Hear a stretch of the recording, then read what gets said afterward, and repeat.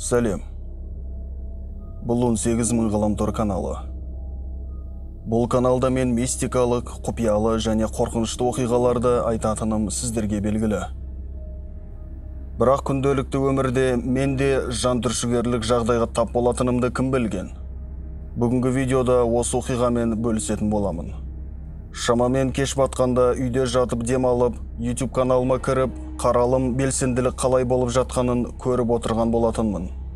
Кенеттен үйдің есігін біреу қағып бастады. Кеш батқанда кім болды екен деп, телефонды шетке қойып, есікке қарай ұмтылдым. Есікті ашқанымда арғы жағында ешкім болмады. Жан жағыма қайта қарап, ешбір тірі жанды таппадым. Бәлкім кішкентай балдар қалжыңдап ойнап есікті қағып қашып кеткен болар деп ойладым. Бірақ көзім төменге жерге түскенде өз телефонымның жерде есік алдында жатқанын байқадым. Сасқаннан мұның қалай болғанын түсіне алмадым.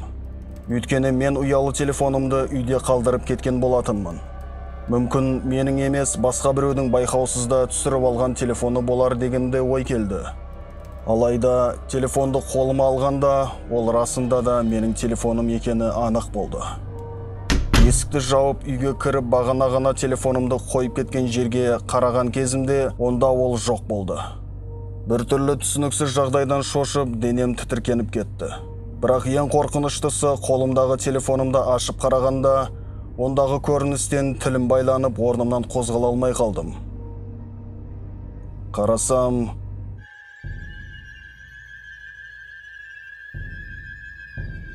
YouTube каналымда 1000 көрермен жиналыпты. Міне көзді ашып жұмғанша бізде 1000 болдық. Менің контентімді қарап, қолдап, белсенділік көрсеткендеріңізге көп рахмет. Бұйыртса енді 10 мыңға жетейік. Келесі қызықты видеоларда кездескенше сау болайық. Айтпақшы, сонымен телефонның жағдайы не болды деп сұрарсыз. Ал сіз қалай ойлайсыз? Бұл оқиға рас па? Әлде жай ғана жақсы жаңалықтың алдындағы интрига ма екен? Бірақ жел тұрмаса шөптің басы қимылдамайды дейді.